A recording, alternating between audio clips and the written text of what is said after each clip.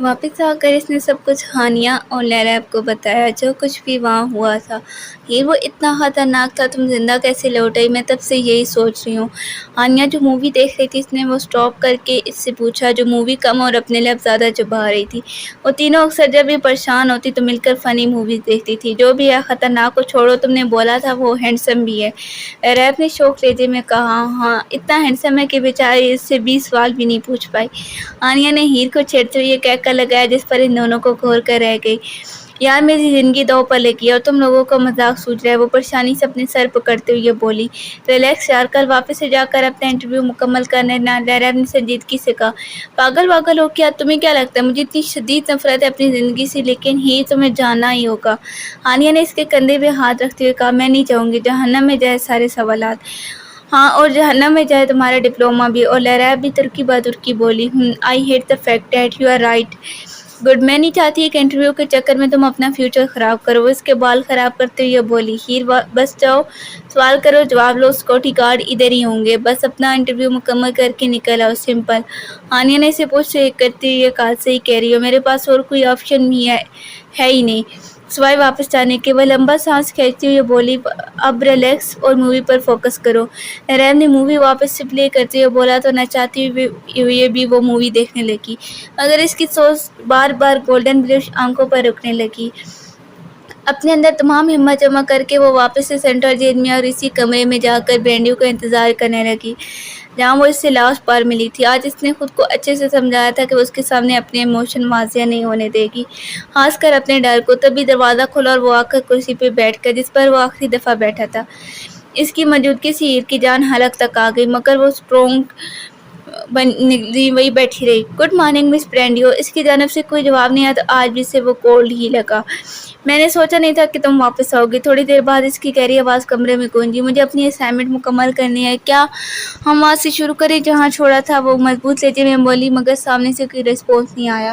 Okay, میں اس سے آپ کی ہاں سمجھ لیتی ہوں، وہ سکون سے بولی، مگر اس کی دھڑکنیں خوف سے بے قابو ہونے لگی۔ کیا تم مجھے بتا سکتے ہو تم نے کتنے لوگوں کا قتل کیا ہے؟ یاد نہیں تعداد۔ اس کے جواب پر ہیر کی ریڑھ کی ہڈی میں سنسنی سی دوڑی اور اس نے اپنے نوٹ بک پر جواب لکھا، افواہیں کہتی ہے کہ تم ریکسٹ ہو، کیا یہ سچ ہے؟ یہ سوال پوچھتے اس کا پورا وجود کپڑایا، مگر اس نے اپنے چہرے پر خوف کو نمایاں نہیں ہونے دیا۔ If I was Rickist, you would be dead۔ وہ او میرے خدا ہے۔ اس کے جواب پر ہیر نے کھانستے ہوئے کہا، کیونکہ اچانک سے اسے محسوس ہوا جیسے اس کی سانسیں تھم گئی ہوں، مگر جلد ہی وہ خود پر قابو کر گئے۔ اوکے۔ اس کے بعد اس نے لسٹ میں موجود تمام سوال ایک ایک کر کے پوچھ لیے۔ انٹرویو مکمل ہوتی اس کا دل خوشی سے جھومنے لگا، تو تمہارا انٹرویو مکمل ہو گیا؟ یس، فائنلی۔ اس کی پوچھنے پر ہیر نے فخریہ کہا، اوکے اب میری باری۔ وہ جو اپنی چیزیں سمیٹ رہی تھی، اس کے الفاظ پر اس کے ہاتھ تھمے، تمہاری باری؟ مطلب میری باری تم سے سوال پوچھنے کی۔ ہیر کو لگا ایک بار واپس سے کسی نے اس کی چلتی دھڑکنوں کو روک دیا۔ کیا؟ مجھے انکار سننے کی عادت نہیں ہے، اس نے اسے وارن کیا، جس پر وہ سانس روک کر دیکھنے لگی۔ لیکن تم نے یہ سوال کیوں نہیں کیا؟ میرا یہاں کتنا عرصہ رکنے کا ارادہ ہے؟ وہ اسے ٹوکتے ہوئے جذبات سے خالی آواز میں پوچھنے لگا۔ میں یہ سوال تو لسٹ میں نہیں تھا، وہ لرزاتی آواز میں بولی۔ پوچھو، وہ سنجیدگی سے بولا۔ تمہیں یہاں کتنے عرصے کی سزا آئی ہے؟ وہ کپلاتے ہوئے پوچھنے لگی۔ موت ہی میری رہائی ہے۔ اوہ، کیا تمہیں لگتا ہے میں اپنی ساری زندگی جہاں کاٹوں گا؟ وہ پریشانی اور حیرت سے اس کے سوال پر رونے لگی۔ وہ مجھے نہیں پتا، میں یہاں سے نکل جاؤں گا۔ وہ اپنے ہاتھوں میں موجود زنجیروں سے کھیلتے ہوئے عام لہجے میں بولا۔ ہیر کو پھر سانس لینے میں دقت ہونے لگی۔ تو تم مجھے یہ سب کیوں بتا رہے ہو؟ اس نے ڈرتے ہوئے پوچھا۔ کیونکہ میں چاہتا ہوں تم یہ بات جانو۔ تم جانتی ہو یہاں میرے بہت سے سورسز ہیں، it's none of my business. وہ غصے سے بولی اور ساتھ ہی اس نے کرسی سے اٹھنا چاہا، لیکن سامنے بیٹھے وجود کی آنکھوں میں ایسا تریٹ تھا کہ وہ وہاں سے ایک قدم بھی نہیں ہل پائی۔ ناؤ اٹ از، اگر تم نے یہ بات کسی سے شیئر کی تو وہ دن تمہارا اس دنیا میں آخری ہوگا۔ لیکن میں نے تمہیں نہیں کہا تھا کہ تم مجھے یہ سب بتاؤ۔ وہ غصے سے لال پیلی ہوتی ہوئی بولی، آج بدھ ہے، تم پورے ایک ہفتے میرے پاس وزٹ کے لیے آؤ گی، جمعرات تک، جیسے کہ تم جمعے کو گریجویٹ ہو رہی ہو۔ چلو وہ دن تمہیں بخش دیا، باقی ہر روز آنا ہوگا۔ وہ اس کی بات کو نظر انداز کرتے ہوئے بولا۔ کیوں؟ ہرگز نہیں۔ اس نے جلدی سے اپنا بیگ پکڑ کر دروازے کی جانب قدم بڑھائے۔ کہیں مت جاؤ، میں جانتا ہوں تم کدھر رہتی ہو، کس کے ساتھ رہتی ہو، تمہاری دوستیں، سب کچھ۔ اس کے الفاظ پر اس کے چلتے قدموں کو بریک لگا اور اس کا وجود آہستہ آہستہ لرزانے لگا۔ اس نے مشکل سے پلٹ کر اس کی جانب دیکھا، شاید وہ جھوٹ بول رہا ہو، مگر وہ بغیر پل کی چپکائی اپنی گولڈن بلش آنکھوں سے اسے دیکھ رہا تھا۔ تو تم کیا جانتے ہو؟ تم یتیم خانے میں رہتی ہو، وہاں تمہارا روم نمبر 28 ہے، تمہاری 2 بیسٹ فرینڈ ہیں، ہانیہ اور لیرا، تمہارے انکل یہاں کے انچارج ہیں جو اپنی فیملی کے ساتھ گلبرگ میں رہتے ہیں، اور تمہارے پیرنٹس اسٹاپ اٹ، مجھے سمجھ آ گیا تم جانتے ہو۔ وہ ٹوٹے پھوٹے الفاظ میں بے بسی سے بولی۔ کیسے؟ کچھ لمحے بعد وہ نم آنکھوں سے بولی، جیسے میں نے پہلے ہی بتایا، میرے اپنے سورسز ہیں، جو میں کہہ رہا ہوں اگر تم وہ کرو تو ٹرسٹ می کسی کو کسی قسم کا نقصان نہیں پہنچے گا۔ اس کے الفاظ پر اس کی آنکھوں سے آنسو تیزی سے اس کا گال بھگونے لگے۔ اوکے، پھر ہم کل ملتے ہیں، پھر پرسوں، پھر اس کے اگلے دن، وغیرہ وغیرہ۔ وہ اسی سکون سے آنکھ مارتے ہوئے بولا، پر پلیز جمعرات کے بعد تم مجھے بھول جانا، تم اپنے راستے اور میں اپنے راستے۔ وہ لرزاتے لبوں سے بولی جبکہ وہ خالی آنکھوں سے اس کی جانب دیکھنے لگا۔ جب اس کی طرف سے کوئی جواب نہیں آتا، وہ ہیر کپلاتے وجود کے ساتھ دروازہ کھول کے وہاں سے نکل گئی۔ واپس یتیم خانے کے قریب پہنچ کر اس نے خود کو اچھے سے سنبھالا، کیونکہ وہ نہیں چاہتی تھی کہ اس کی دوستیں مشکوک ہو اور انہیں سچ بتا کر اپنے ساتھ ساتھ ان کی زندگی بھی مشکل میں ڈال دے۔ اس نے اپنے چہرے پہ مسکراہٹ سجا کر اپنے کمرے میں گئی۔ کمرے میں داخل ہوتی لیراب اور ہانیہ نے اسے کھیر لیا اور انٹرویو کے بارے میں مختلف سوال کرنے لگی، جس پر اس نے کہا بہت اچھا گیا ہے۔ پھر ان دونوں نے مل کر کھانا کھایا، کچھ دیر گپ شپ کی اور پھر سونے کے لیے لیٹ گئے۔ اپنے بستر پہ لیٹتی ہیر کی آنکھیں روحانی سے برسنے لگی۔ وہ جو تب سے خود کو مضبوط ثابت کر رہی تھی، تنہائی ملتی اپنی تکلیف سے راحت آنسوؤں کی شکل میں پانے لگی۔ ساری رات اس کی تڑپتے اور کروٹیں بدلتے ہوئے گزری۔ 3 بجے کے قریب جب اسے نیند نہیں آئی تو وہ تھک ہار کر گراؤنڈ کے سامنے جا کھڑی اور جو سڑک کی جانب کھلتی تھی، وٹ دی ہیل۔ جیسے اس کی نظر روڈ پہ پڑی، خوف سے اس کے منہ سے یہ الفاظ نکلے، کیونکہ وہاں ایک وجود کھڑا تھا جو کافی لمبا چوڑا تھا۔ اس نے بلیک کلر کا ڈریس اور اس کے اوپر بلیک کلر کا لانگ کوٹ پہنا تھا جو اس کے پیروں کو چھو رہا تھا، جبکہ اس کے سر پہ کیپ موجود تھی۔ تبھی اس شخص نے نظر اٹھا کر اس کی جانب دیکھا تو اس کا پورا وجود کپلانے لگا۔ یا اللہ! وہ جلدی سے کھڑکی سے پیچھے ہو کر لمبے لمبے سانس لینے لگی۔ اس کا مطلب ہے اس نے میرے پیچھے اپنے آدمی کو لگا رکھا ہے جو مجھ پہ نظر رکھی ہوئی ہے کہ میں ایک غلطی کروں اور وہ مجھے بغیر ہچکائے مار دے۔ وہ بے بسی سے روتے ہوئے سوچنے لگی۔ کچھ دیر بعد اس نے واپس سے تھوڑا سا پردہ سرکا نیچے دیکھا، لیکن اب اس شخص کا نام و نشان بھی نہیں تھا۔ ساری رات اس نے جاگ کر گزاری۔ صبح ہوتی اس نے شاور لیا، کپڑے بدلے اور کھانا کھا کر یونی پہنچی تاکہ اپنا انٹرویو جمع کروا سکے۔ وہاں سے فوراً فارغ ہو کر اس نے کیپ لی اور سینٹرل گیٹ برانڈیو سے اس کی جاننے والی بن کر ملنے چلی گئی۔ اس بار اس نے احتیاط کی کہ اس کے انکل اور ان گارڈ کو پتہ نہ چلے کہ وہ اس سے ملنے آئی ہے۔ ہی نے وہاں جا کر آفیسر سے کہا کہ وہ برانڈیو سے ملنے آئے جو کہ وزٹ کو ہینڈل کرتا تھا۔ اس آفیسر نے ایسے دیکھا جیسے وہ کوئی پاگل ہو۔ کیا تم اسے جانتی ہو؟ آفیسر نے اپنی بھاری آواز میں پوچھا۔ جی۔ وہ تمہارا کیا لگتا ہے؟ آفیسر نے آئی برو اچکاتے ہوئے پوچھا۔ اوہ، فرینڈ۔ آفیسر نے حیرانگی سے واپس ہیر کو کہا لفظ دہرائے۔ کیا تم اس سے ملنے والے لوگوں کی لسٹ میں شامل ہو؟ میں نہیں جانتی۔ اوکے، ویٹ کرو۔ یہ کہہ کر آفیسر نے ٹیبل پہ پڑا ہوا بڑا سا رجسٹر اٹھایا اور وہاں سے کچھ تلاشنے لگا۔ کچھ دیر بعد اس نے سر اٹھا کر مشکوک نظروں سے ہیر کو سر تک پاؤں دیکھا، جس پر اس کا دل تیزی سے دھڑکنے لگا، مگر اس کے چہرے پر کوئی جذبہ ظاہر نہیں کیا۔ تم واحد ہو جس کا نام اس سے ملنے والوں کی لسٹ میں شامل ہے؟ ریلی؟ اس نے جھٹکے سے پوچھا، کیونکہ وہ حیرت زدہ تھی۔ اس کا نام کیسے ڈل گیا لسٹ میں؟ Of course he can do any thing. وہ خود سے بڑبڑا کر رہ گئی۔ اوکے، اپنی آئی ڈی دکھاؤ۔ جس پر ہیر نے اب سے اپنی آئی ڈی دی اور کچھ فارمیلٹیز پوری کر کے وہ اس تک پہنچ گئی۔ پھر ایسے ہی پورے 1 ہفتہ وہ اس کے پاس آتی رہی۔ اس دوران وہ گریجویٹ بھی ہو گئی، مگر اس کی خوشی بھی اسے محسوس نہیں ہو، کیونکہ اس کے سر پر تو ابھی بھی موت کی تلوار لٹک رہی تھی۔ وہ روزانہ اس کے پاس جاتی اور کلاس کی دوسری جانب سے اسے دیکھتی، اور اس دوران ان دونوں کے ایک دوسرے سے ایک لفظ بھی نہیں کہا۔ پورے 15 منٹ وہ وہاں بیٹھ کے دیوار کو دیکھتی رہتی۔ آج جمعرات تھی، یعنی اس کا آخری دن۔ اس ایریے میں داخل ہوتے ہی نے اس کی جانب کا فون اٹھا کر نمبر ڈائل کیا اور گلاس کے اس طرف بیٹھے برانڈیو کو اشارہ کیا کہ وہ فون اٹھائے، جب وہ اٹھا چکا تھا۔ آج ہماری ملاقات کا آخری دن ہے۔ مجھے امید ہے تم یہ بات جانتا ہو۔ سکون بھری اس کی آواز ہیر کے کانوں سے ٹکرائی۔ اچھی بات ہے، میں نہیں چاہتی تم یہ سب کیوں کیا؟ آخر مجھے پورا ہفتہ یہاں ملنے کو کیوں بلایا؟ بٹ ایور، مجھے فرق نہیں پڑتا، تم نے جو کہا ہو گیا۔ اب تم میری اور میرے پیاروں کی زندگی سے نکل جاؤ۔ اور ہاں، آخری بات، عجیب و غریب نمونوں کو میری بلڈنگ کے باہر کھڑا کرنا بند کرو، سمجھ آیا؟ وہ ایک لفظ دبا کر بولی، جبکہ وہ گلاس سے خالی نظروں سے اس کی جانب دیکھنے لگا، جس پر ہیر کے دل نے ایک بیٹ مس کی۔ آج سے تم فارغ ہو۔ اس کے الفاظ پر ہیر کی آنکھیں حیرت سے پھیلی۔ کیا تم سچ بول رہے ہو؟ وہ یہ بے یقینی سے پوچھنے لگی۔ ہاں۔ او میرے خدایا، فائنلی! مجھے امید ہے ہمارے راستے اب واپس سے کبھی نہیں ٹکرائیں گے۔ اس نے خوشی سے چہکتی ہوئی کال بند کر دی اور پھر اپنا بیگ اٹھا کر وہاں سے تیزی سے نکل گئی۔ سارا راستہ ایک عجیب سی مسکراہٹ اس کے چہرے کا احاطہ کیے ہوئی تھی۔ آج کے بعد میں اپنی زندگی کا ایسا خطرناک کام کبھی نہیں کروں گی، کبھی نہیں، اس نے سینٹرل جیل سے نکل کر خود کو کہا اور کیب لے کر اپنے فرینچ میں پہنچ گئی۔ دوپہر میں وہ تینوں شاپنگ پہ چلی گئی۔ ہیر کو بہت چند دنوں بعد احساس ہوا کہ وہ واپس سے نارمل لائف جی رہی ہے۔ فائنلی ہیر کی مسکراہٹ لوٹ آئی۔ ہانیہ نے محبت سے اس کے چہرے کو دیکھتے ہوئے کہا جو اسٹول پہ بیٹھ کے سینڈل ٹرائی کر رہی تھی، ویری فنی، تم ایسے کہہ رہی ہے جیسے پہلے غائب ہو گئی تھی۔ وہ سینڈل پیک کرواتے ہوئے یہ بولی، قسم سے ایسی لگتا تھا کئی رونق کھو گئی ہے۔ پتہ نہیں اس ڈارک ہینڈسم برینڈیو نے کیا جادو کیا تھا، یہ میڈم ہمیں منہ ہی نہیں لگا رہی تھی، لیریب نے بھی اسے چھوڑتی ہوئی کہا۔ جبکہ برینڈیو کے ذکر پر ہیر کے چہرے کی مسکراہٹ سمٹی تو ہانیہ نے لیریب کو زور سے چٹکی کاٹی۔ یہ کچھ بھی بکواس کرتی ہے، آؤ پیزا کھائیں، بہت بھوک لگ رہی ہے، پیٹ میں چڑیا ناچ رہے ہیں۔ وہ اسے کھینچتی ہوئی فوڈ پوائنٹ پر لے گئی۔ ہیر کوئی پریشانی ہے تو بتاؤ، ہم بیسٹ فرینڈ ہیں، پتہ ہے نا دوستوں سے کچھ نہیں چھپاتے، لیریب نے اس کا ہاتھ پکڑتے ہوئے کہا۔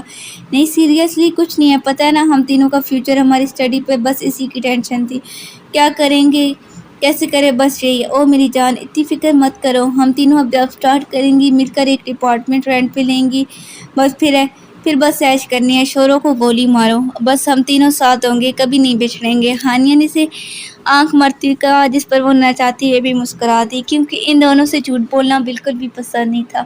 پھر جلد ہی مزید باتیں اب سرد ماحول کو کہکوں میں بدل گئی۔ میری زندگی کی رونق میری دوستیں ہیں۔ ان کے مسکراتے چہروں کو دیکھتے ہوئے وہ خود سے بولی، یار اٹھ جاؤ، ایک زندگی پہلے یہ بول، اوپر سے تم دونوں اٹھ نہیں رہی۔ ہانیہ نے دونوں کو باری باری ہلاتی ہوئی چڑھ کر کہا، اٹھ جاؤ تمیز سے، ورنہ مجھ سے برا کوئی نہیں ہوگا۔ جب ان دونوں کو ٹچ سے مس ہوتے ہوئے نہیں دیکھا تو وہ مزید بولی، اوکے ایسے تو پھر ایسی صحیح، اپنے چہرے پہ شیطانی مسکراہٹ سجاتی ہوئی بولی۔ اس نے اپنا سیل پکڑا، اسے بوفر کے ساتھ کنیکٹ کر کے یہ سانگ پلے کر دیا۔ او پتہ نہیں جی کون سا نشہ کرتا ہے، یار میرا ہر ایک سے وفا کرتا ہے۔ یہ لیرکس روم میں فل والیوم میں گونجنے لگے، جس پر لیریب اور ہیر دونوں ہڑبڑا کر اٹھ گئی۔ تمہارا دماغ خراب ہو گیا، ابھی وارڈن آ گئی اور بے عزتی کریں گی، ہیر نے اسے کوڑتے ہوئے کہا جو ڈانس کرنے میں مصروف تھی۔ او پتہ نہیں جی کون سا نشہ کرتا ہے، یار میرا ہر ایک سے وفا کرتا ہے۔ بند کرنے کی بجائے اس نے ہیر کا چہرہ پکڑ کے ساتھ ساتھ لیرکس بولے، تم پاگل ہو، وارڈن آ کر نشہ نکال دیں گی، بند کرو، کیا چاہتی ہو تم؟ لیریب نے اٹھ کر بند کرنا چاہا مگر ہانیہ نے اس کے سامنے کھڑے ہو کے راستہ روک دیا۔ چھپ چھپ کے بے وفائیوں والے دن چلے گئے، آنکھوں میں آنکھیں ڈال کے دغا کرتا ہے۔ وہ اسے کمر سے پکڑ کر کمرے میں جھومتے ہوئے گنگنانے لگی۔ اسی دوران ہیر نے اٹھ کر جلدی سے سانگ بند کر دیا تو کمرے میں سکون بھری خاموشی چھائی۔ کیوں بند کیا؟ وہ لیریب کو پیچھے کر کے منہ بسورتے ہوئے ہیر سے پوچھنے لگی۔ اس فضول سانگ کے لیے میں وارڈن سے اپنی انسلٹ ہوتی ہوئی ہرگز برداشت نہیں کر سکتی، پتہ نہیں کیا سوچ کر ہارڈری نے یہ سانگ بنایا تھا۔ وہ زٹ ہوتی ہوئی بولی، چلو اس نے کچھ بھی سوچ کے لکھا ہو مگر میرا تو فائدہ ہوا۔ ہانیہ ان دونوں کی جانب اشارہ کر کے آنکھ مارتی ہوئی بولی جو اپنے بستر سے نکل کر اسے دیکھ رہی تھی، تمہیں تو میں بتاتی۔ ہیر نے لیریب کو اشارہ کیا تو وہ سمجھتے ہانیہ کو اپنی بھوؤں میں پکڑ گئی، جبکہ ہیر نے بھی پاس آ کر اسے گدگدی سٹارٹ کر دی، جس پر وہ لوٹ پھوٹ ہو کر ہنسنے لگی۔ بس کر دو، سوری پلیز۔ ہانیہ اپنی ہنسی کے دوران بہت مشکل بول پائی تو ان دونوں نے رحم کھا کر چھوڑ دیا۔ آئندہ بیٹا پنگا لینے سے پہلے یہ یاد رکھنا، لیریب نے کھڑے ہو کر اپنی ہنسی دباتے ہوئے کہا، جبکہ وہ میں سر ہلا کے رہ گئی۔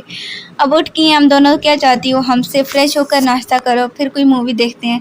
ہیر کے سوال پر ہانیہ سکون سے بولی تو وہ اسے کھول کر رہ گئی۔ میں کیا سوچ رہی ہوں، مووی دیکھنے سے پہلے لائیو نیوز سن لیں۔ لیریب کے مشورے پر ان دونوں نے ہاں میں سارے لایا تو ہیر نے لائیو نیوز چینل چلا دیا تو وہ تینوں تجسس سے خبریں سننے لگی۔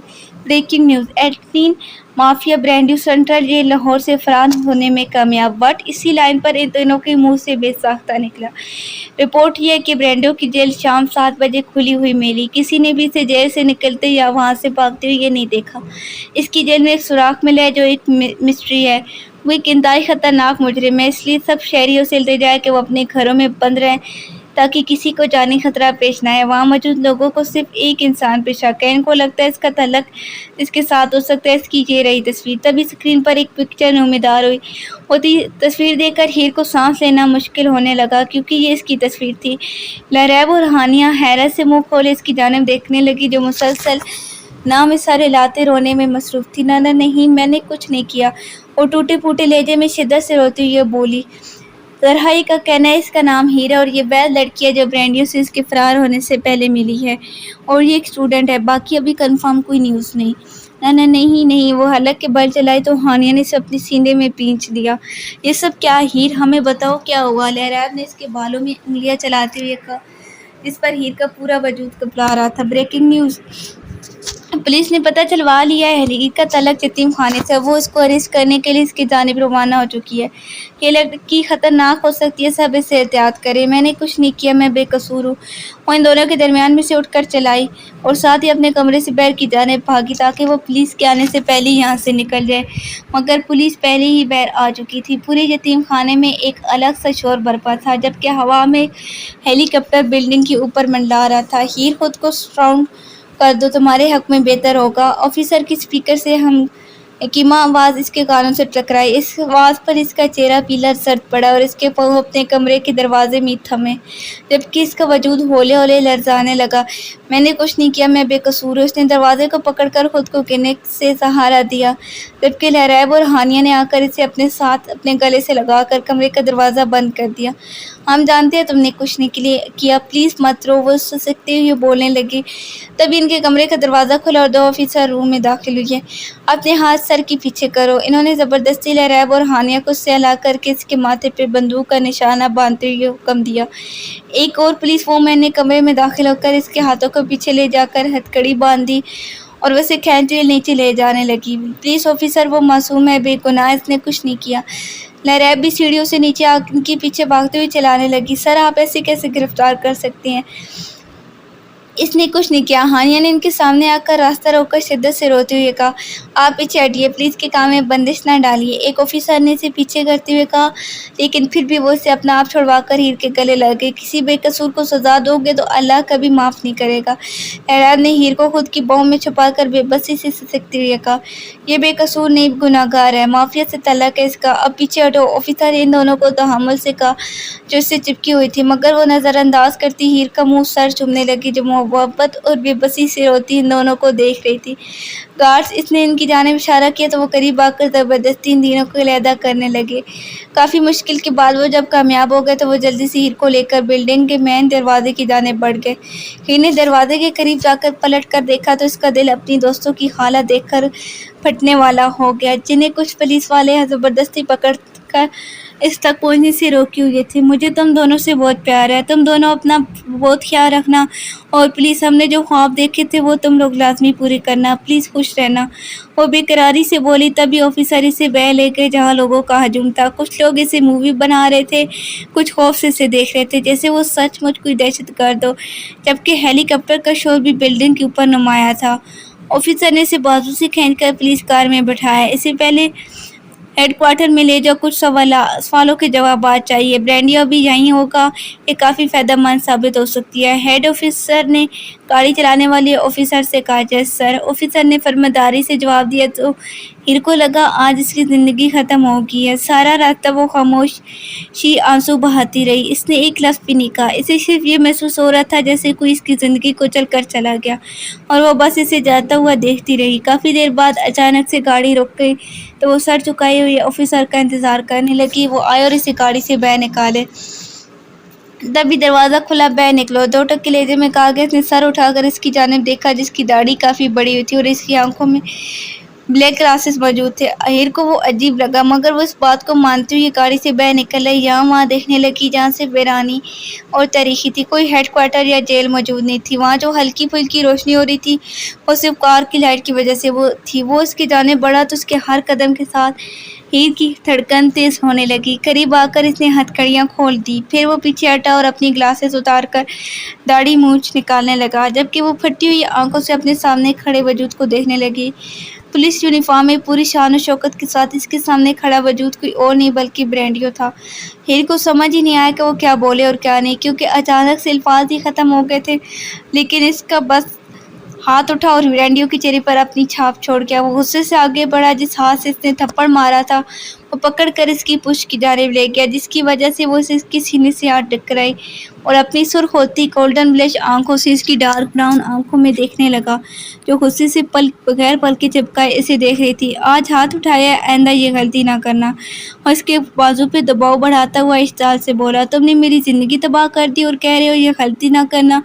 मेरा बस चले मैं तुम्हें जान से मार दूँ। वो आग बगौला होती फंकाड़ी अपने दूसरे हाथ से इसके सीने पे मुक्के मारने लगी, जो फारिग था। ब्रेंडी उसका वो हाथ पकड़ कर भी इसकी पुष्ट पे ले गया, इसकी वजह से इन दोनों के चेहरे के दरमियान ना होने के बराबर फासला था।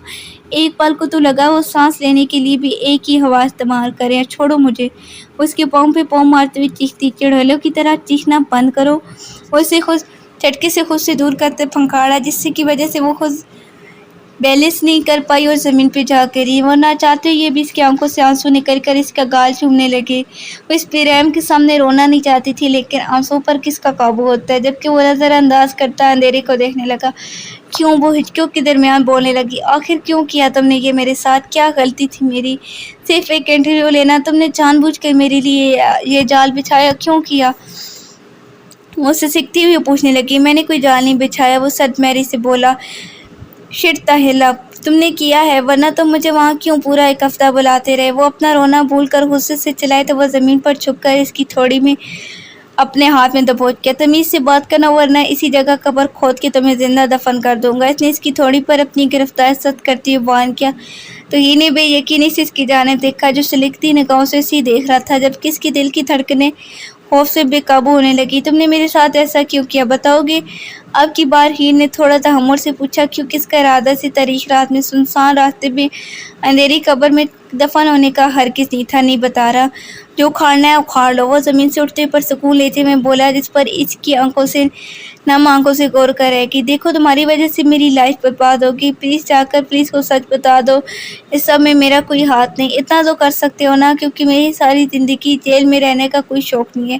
वो दांत पीसते हुए एक ही लफ्ज़ दबा कर बोली।